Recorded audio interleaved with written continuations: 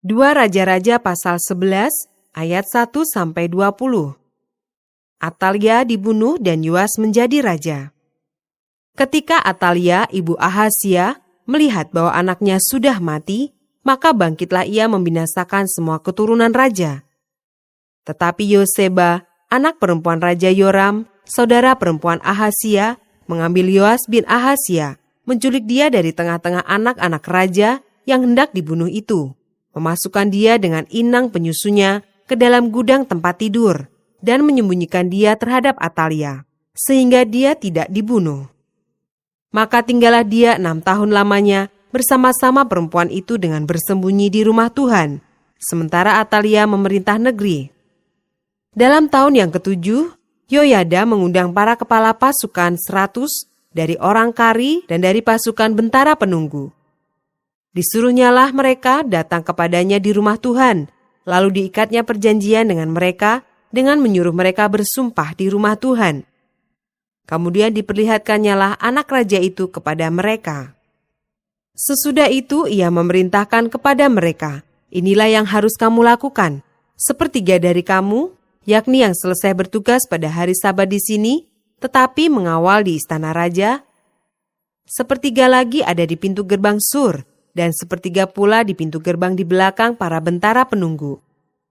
Haruslah mengawal di istana, dan kedua regu daripada kamu, yakni semua orang yang bertugas di sini pada hari Sabat dan mengawal di rumah Tuhan, haruslah mengelilingi raja dari segala penjuru, masing-masing dengan senjatanya di tangannya, dan siapa yang mendatangi barisan haruslah mati dibunuh. Dan baiklah kamu menyertai raja setiap kali ia keluar atau masuk. Para kepala pasukan 100 itu melakukan tepat seperti yang diperintahkan Imam Yoyada. Masing-masing mengambil orang-orangnya yang selesai bertugas pada hari Sabat bersama-sama dengan orang-orang yang masuk bertugas pada hari itu. Lalu datanglah mereka kepada Imam Yoyada. Imam memberikan kepada para kepala pasukan 100 itu tombak-tombak dan perisai-perisai kepunyaan Raja Daud yang ada di rumah Tuhan. Kemudian para bentara itu masing-masing dengan senjatanya di tangannya mengambil tempatnya di lambung kanan sampai ke lambung kiri rumah itu, dengan mengelilingi mezbah dan rumah itu untuk melindungi raja. Sesudah itu Yoyada membawa anak raja itu keluar, mengenakan jejamang kepadanya dan memberikan hukum Allah kepadanya. Mereka menobatkan dia menjadi raja serta mengurapinya, dan sambil bertepuk tangan berserulah mereka, "Hiduplah raja!" Ketika Atalia mendengar suara bentara-bentara penunggu dan rakyat, pergilah ia mendapatkan rakyat itu ke dalam rumah Tuhan. Lalu dilihatnyalah raja berdiri dekat tiang menurut kebiasaan, sedang para pemimpin dengan para pemegang nafiri ada dekat raja. Dan seluruh rakyat negeri bersukaria sambil meniup nafiri. Maka Atalia mengoyakkan pakaiannya sambil berseru, "Kianat, kianat!" Tetapi Imam Yoyada memerintahkan para kepala pasukan 100, yakni orang-orang yang mengepalai tentara, katanya kepada mereka, "Bawalah dia keluar dari barisan. Siapa yang memihak kepadanya bunuhlah dengan pedang." Sebab tadinya imam itu telah berkata, "Janganlah ia dibunuh di rumah Tuhan." Lalu mereka menangkap perempuan itu. Pada waktu ia masuk ke istana raja dengan melalui pintu bagi kuda, dibunuhlah dia di situ. Kemudian Yoyada mengikat perjanjian antara Tuhan dengan raja dan rakyat, bahwa mereka menjadi umat Tuhan, juga antara raja dengan rakyat. Sesudah itu masuklah seluruh rakyat negeri ke rumah Baal, lalu merobohkannya. Mereka memecahkan sama sekali mezbah-mezbahnya dan patung-patung dan membunuh Matan imam Baal di depan mezbah-mezbah itu. Kemudian Imam Yoyada mengangkat penjaga-penjaga untuk rumah Tuhan. Sudah itu ia mengajak para kepala pasukan 100, orang-orang Kari dan para bentara penunggu, dan seluruh rakyat negeri, lalu mereka membawa raja turun dari rumah Tuhan. Mereka masuk ke istana raja melalui pintu gerbang para bentara. Kemudian duduklah raja di atas tahta kerajaan. Bersukarialah seluruh rakyat negeri, dan amanlah kota itu, setelah Atalia mati dibunuh dengan pedang di istana raja. Ayat 21. Yoas Raja Yehuda. Yoas berumur 7 tahun pada waktu ia menjadi raja. 2 Raja-Raja pasal 12 ayat 1-21. Dalam tahun ke-7 zaman Yehu, Yoas menjadi raja, dan 40 tahun lamanya ia memerintah di Yerusalem. Nama ibunya ialah Zibia dari Bersheba. Yoas melakukan apa yang benar di mata Tuhan seumur hidupnya, selama Imam Yoyada mengajar dia. Namun demikian, bukit-bukit pengorbanan tidaklah dijauhkan. Bangsa itu masih mempersembahkan dan membakar korban di bukit-bukit itu. Berkatalah Yoas kepada para imam, segala uang yang dibawa ke dalam rumah Tuhan sebagai persembahan kudus, yakni uang masuk untuk pencatatan jiwa, uang tebusan jiwa menurut penilaian yang berlaku untuk seseorang, dan segala uang yang dibawa ke dalam rumah Tuhan karena dorongan hati seseorang, baiklah para imam sendiri menerimanya, masing-masing dari kenalannya, dan memakainya untuk memperbaiki yang rusak pada rumah itu, di mana saja terdapat kerusakan. Tetapi dalam tahun ke-23 zaman Raja Yoas, para imam belum juga memperbaiki kerusakan rumah itu. Sebab itu Raja Yoas memanggil Imam Yoyada dan imam-imam lain, serta berkata kepada mereka, "Mengapa kamu tidak perbaiki kerusakan rumah itu? Maka sekarang tidak boleh lagi kamu menerima uang dari kenalan-kenalanmu, tetapi serahkanlah itu untuk memperbaiki kerusakan rumah itu." Lalu setujulah para imam itu untuk tidak menerima uang dari rakyat, tetapi mereka pun tidak usah lagi memperbaiki kerusakan rumah itu. Kemudian Imam Yoyada mengambil sebuah peti, membuat lobang pada tutupnya dan menaruhnya di samping mezbah, di sebelah kanan, apabila orang masuk ke rumah Tuhan. Para imam penjaga pintu menaruh ke dalamnya segala uang yang dibawa orang ke dalam rumah Tuhan. Dan apabila dilihat mereka bahwa sudah banyak uang dalam peti itu, maka datanglah panitera raja beserta imam besar, lalu membungkus dan menghitung uang yang terdapat dalam rumah Tuhan itu. Mereka menyerahkan jumlah uang yang ditentukan ke tangan para pekerja yang diangkat mengawasi rumah Tuhan, dan mereka ini membayarkannya kepada tukang-tukang kayu, kepada tukang-tukang bangunan yang mengerjakan rumah Tuhan itu, kepada tukang-tukang tembok, dan kepada tukang-tukang pemahat batu. Mereka memakainya juga bagi pembelian kayu dan batu pahat untuk memperbaiki rumah Tuhan, dan bagi segala pengeluaran untuk memperbaiki rumah itu. Tetapi untuk rumah Tuhan tidaklah dibuat pasu perak, pisau, bokor penyiraman, nafiri, atau sesuatu perkakas emas dan perak dari uang yang telah dibawa ke dalam rumah Tuhan itu. Melainkan mereka menyerahkannya kepada para pekerja, supaya dipakai memperbaiki rumah Tuhan. Mereka kemudian tidak mengadakan perhitungan dengan orang-orang yang diserai uang itu untuk memberikannya kepada tukang-tukang, sebab mereka bekerja dengan jujur. Tetapi uang korban penebus salah dan uang korban penghapus dosa tidaklah dibawa ke dalam rumah Tuhan. Semuanya itu adalah bagian para imam. Pada waktu itu, majulah Hazael Raja Aram, diperanginyalah Gad dan direbutnya. Kemudian Hazael berniat menyerang Yerusalem.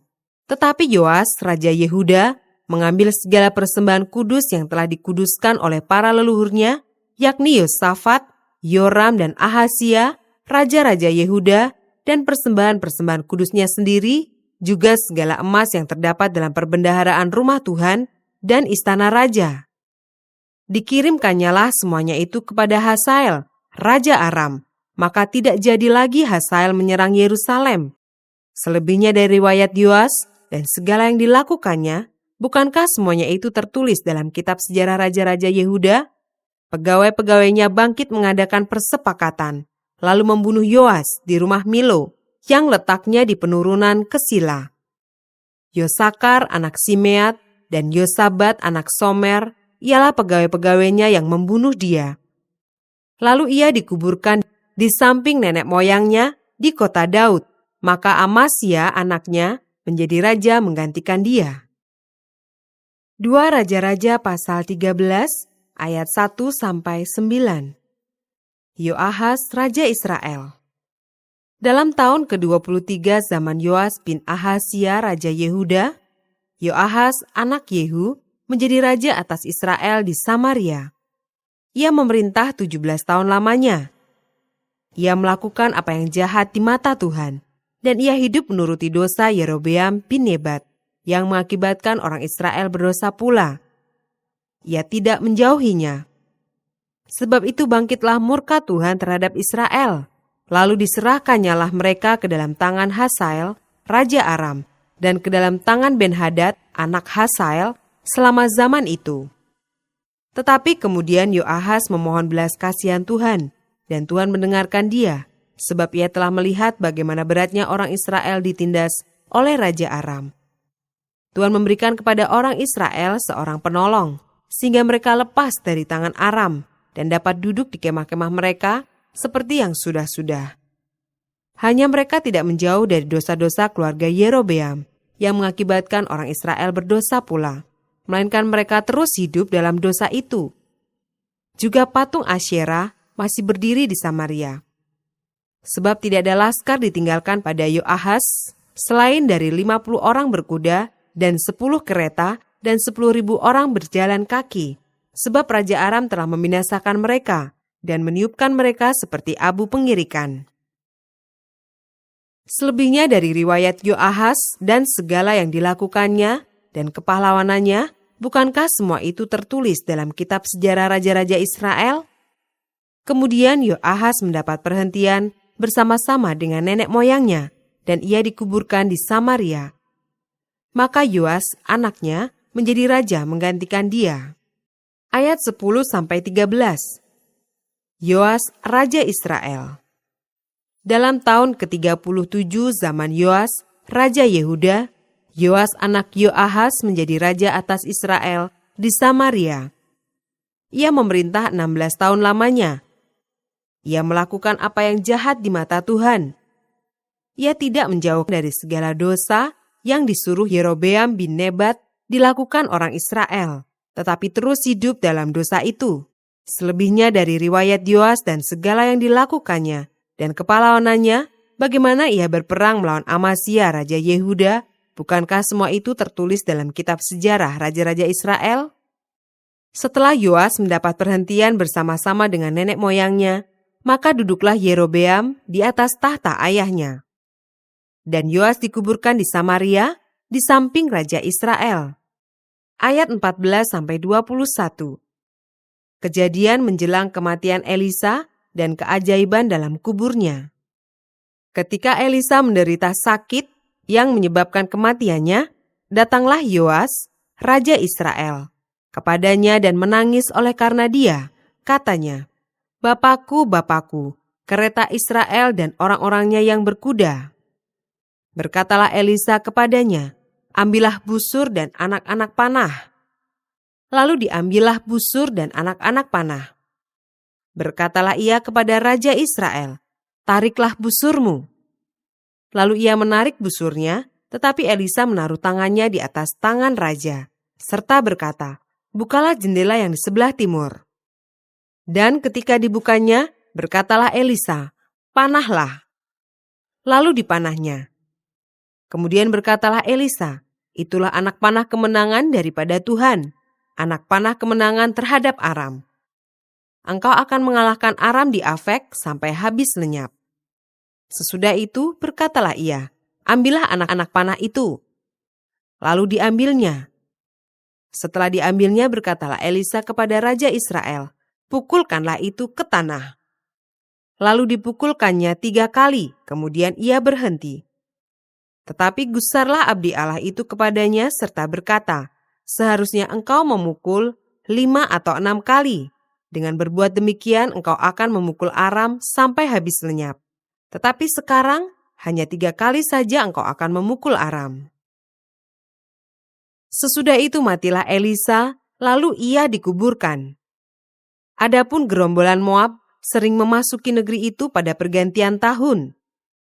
Pada suatu kali, orang sedang menguburkan mayat. Ketika mereka melihat gerombolan datang, dicampakkan merekalah mayat itu ke dalam kubur Elisa, lalu pergi.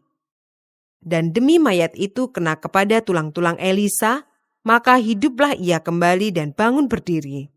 Ayat 22-25, kemenangan Yoas atas Aram. Hasael, Raja Aram, menindas orang Israel sepanjang umur Yoahas. Tetapi Tuhan mengasihani serta menyayangi mereka, dan Ia berpaling kepada mereka oleh karena perjanjiannya dengan Abraham, Ishak dan Yakub.